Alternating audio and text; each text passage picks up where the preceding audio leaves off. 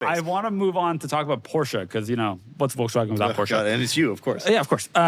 We have first half of the year Porsche results, and they're really, really interesting. Overall volume was in a tough spot because it turns out Macan availability is limited because they're not making that many Macans and nobody wants an EV. Panamera had a new design. Taycan sales are half what they were in 2025, but one bright spot, 911 sales. So far through 2026, we're about 8,500. That's up from 5,400 the year before. Wasn't the car was like ending its life cycle last year. It was the .1 to the .2. It's not a big transition. Yeah, there. but it was this time because they switched to hybrid. There was a period where they didn't have any. I'll tell you this.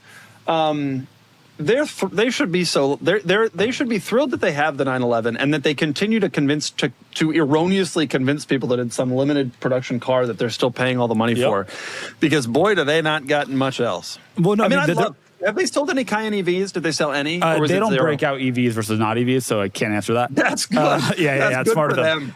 Overall sales in the first half of the year are down 15% year over year because everything else is not selling. Obviously, there's no 718 anymore, which was 3,700 sales the first half of last year. You know what it feels like? Porsche 911, strong. You know what it feels like for Porsche? It feels like 1992.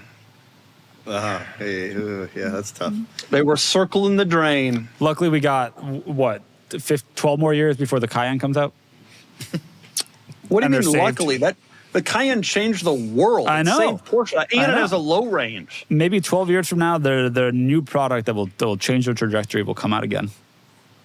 Yeah. Next news story, please.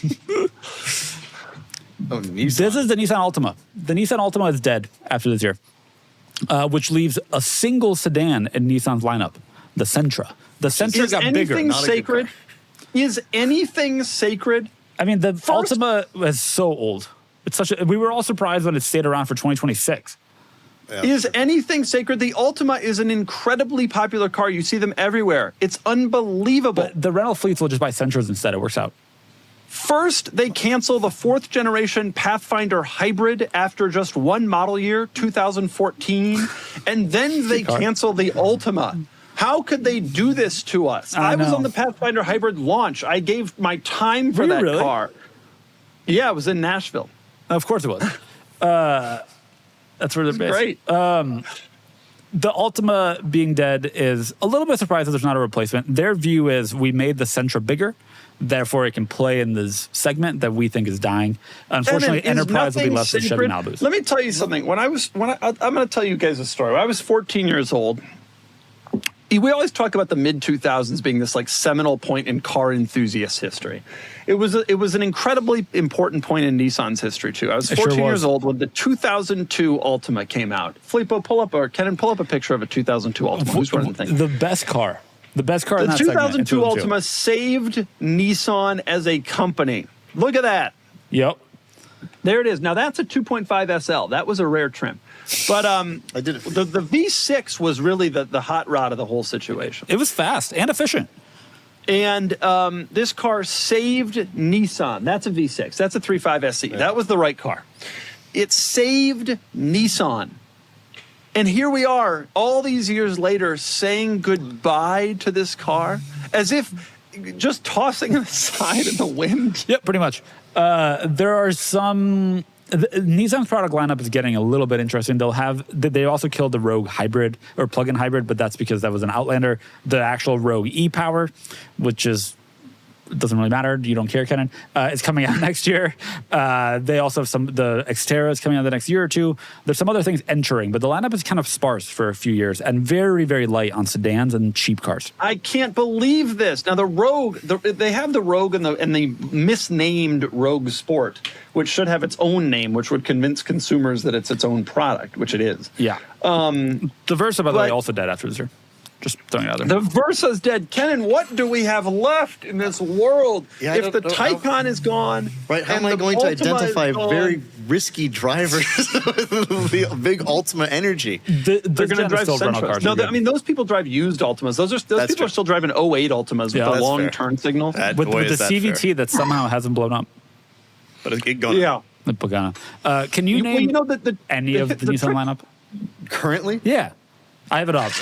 I didn't need it, but I have it up. Well, there are 5 cars they make right now? There are. I can name them all. There are 7 I can name them SUVs all. and 3 cars on their website. 7 SUVs. 3 of these are dead. I can name them all. You ready? Yeah. All right, go ahead. I Rogue, can't. Yep. Rogue Sport, Rogue no, plug-in the Rogue hybrid. Sport is no more. Sorry. Rogue plug-in hybrid, which is a different car. Yes. Pathfinder, Yep. Armada. Armada. Yep. Oh yeah. Well, whatever. However you say it. Frontier, Yep. Altima Versa, Leaf. Oh, Leaf is an SUV according to them. Yep. Leave his SUV. Aria, is Aria still on there? No, Aria's dead. I'm sorry. I know it's dead, but sometimes they leave it on Nope. the website. I mean, I'm sitting here. You're Altima missing and 2 Versa are dead. SUVs. They're two of their strong selling SUV models. 2 of their. And you've named many that don't exist, like the Rogue Sport. Okay, hit me. What are they? The Kicks, which is their small SUV. Oh yeah, of course. And the Kicks. Murano, obviously. Murano's dead too. No, it Murano's still on exists. there. It's It dead. exists. By the Yeah, way, but you it's also dead. missed the Nissan Z. Yeah, so did the consumers. All right, move on to the next news story, please.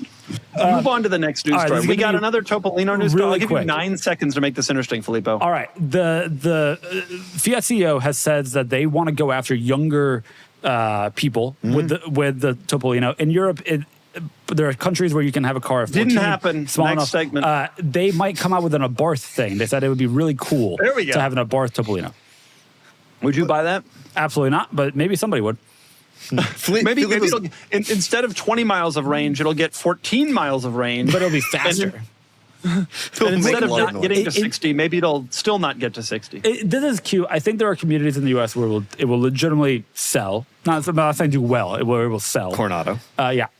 In Europe, there's this whole market of small cars that don't require a full license to drive, which is where this plays. But apparently, they've mostly been getting mid-40s people to buy them. Filippo, that's It'll an be interesting interesting to see point whether you can get them to young people. It's an interesting point that you mentioned that. If we were in Europe, would you be driving one of those 3-wheel Fiat 500s? No, he'd be on a bicycle, obviously.